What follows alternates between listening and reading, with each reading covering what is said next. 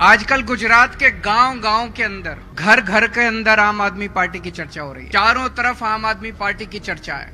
एक बूढ़ी अम्मा आई, आके मुझे धीरे से कान में बोलती है, बेटा मैं बहुत गरीब हूँ, मेरा बड़ा मन है अयोध्या जाने का। मैंने कहा अम्मा आपको अयोध्या जरूर भेजेंगे। गुजरात के एक एक बुजुर्ग और एक एक माता को हम अयोध्या जी रामचंद्र जी के दर्शन कराएंगे। पिछले 3 साल में मैंने 50,000 बुजुर्गों को तीर्थ यात्रा कराई। 50,000। यहाँ पे गुजरात में 27 साल से भाजपा की सरकार है। आप में से किसी को अयोध्या जी के दर्शन कराए भाजपा? किसी को भी नहीं कराए। 27 साल में उन्होंने एक भी व्यक्ति को दर्शन नहीं कराए, तीर्थ यात्रा नहीं कराई। मैं CR पाटिल साहब को कहना चाहता हूँ, एक भी गुजरात के आदमी को तीर्थ यात्रा नहीं कराई। आम आदमी पार्टी की सरकार बन गई तो अगले 5 साल के अंदर गुजरात के सारी माताओं को और सारे बुजुर्गों को तीर्थ यात्रा करा। एक और मेरे पास गुजरात के बहुत गरीब एक व्यक्ति आए मेरे पास मिलने के लिए। उनका बेटा सरकारी स्कूल में पढ़ता है। बोले सर गुजरात में सरकारी स्कूलों का बहुत बुरा हाल है। अब आप सरकार बनाइए गुजरात में, और जैसे आपने दिल्ली में सरकारी स्कूल अच्छे किए,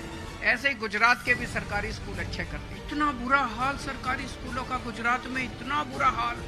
27 साल के अंदर भारतीय जनता पार्टी स्कूल ठीक नहीं कर पाई। मैं ये पूछना चाहता हूँ कि अगर हमने 5 साल के अंदर दिल्ली के सरकारी स्कूलों का इतना शानदार इंतजाम कर, 5 साल के अंदर अगर गरीबों के बच्चों को हमने भविष्य दिया है, 27 साल के अंदर भारतीय जनता पार्टी ने गुजरात के स्कूलों को ठीक क्यों नहीं किया? अच्छा ही नहीं, कभी करना ही नहीं चाहते थे। भारतीय जनता पार्टी कभी स्कूल ठीक नहीं करना चाहती थी। वो कभी सत्ता में स्कूल ठीक करने के लिए नहीं आए, वो केवल लूटने के लिए आए थे।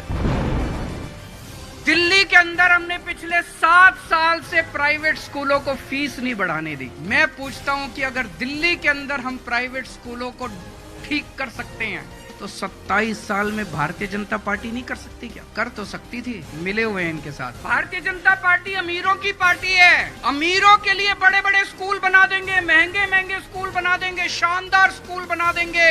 मैं CR पाटिल जी से पूछना चाहता हूँ, 27 साल में आपने गरीबों के लिए कितने स्कूल बनाए? स्कूल बंद करते जा रहे हैं, गरीबों के स्कूल बंद करते जा रहे हैं। 6,000 स्कूल बंद कर दिए इन लोगों ने पिछले कुछ दिनों में। और मैंने सुना यहाँ पे पेपर बहुत फूटते हैं मतलब लीक होते हैं। मेरे को पता चला गुजराती में उसको फूटना कहते हैं, कि पेपर बहुत फूटते हैं, सारे पेपर फूट जाते हैं। मैं पाटिल जी से कहना चाहता हूँ, एक पेपर नहीं तुमसे ठीक से होते, तुम सरकार क्या चलाओगे? और मैं आपसे पूछना चाहता हूँ, ये पेपर लीक कौन करवाता है? इसके पीछे कौन लोग हैं? कोई जेल नहीं जाता, किसी को जेल नहीं होती। पेपर फूटते हैं, फिर और पेपर फूटते, जनता बच्चों का भविष्य खराब हो रहा है। मैं 2-3 बार आया, इतनी ज्यादा इन लोगों को मेरे से चिढ़ हो गई। मेरे को इतनी गंदी गंदी गालियां दे रहे हैं, हमारे लोगों के ऊपर पिटाई कर रहे हैं, जगह जगह हमारे कार्यकर्ताओं की पिटाई कर रहे हैं। पाटिल साहब ये क्या है? ये तो अच्छी बात नहीं है। आप ऐसे चुनाव जीतना चाहते हो? इस तरह की गुंडागर्दी करके चुनाव जीतना चाहते हो? मैं आपको आके ये कह रहा हूँ कि मैंने दिल्ली में ऐसे कर दिया, मैंने स्कूल खोल दिया, मैंने अस्पताल खोल दिया, मैंने ये कर दिया, वो कर दिया। आप भी अपने काम बताओ। आप अपने काम क्यों नहीं बताते?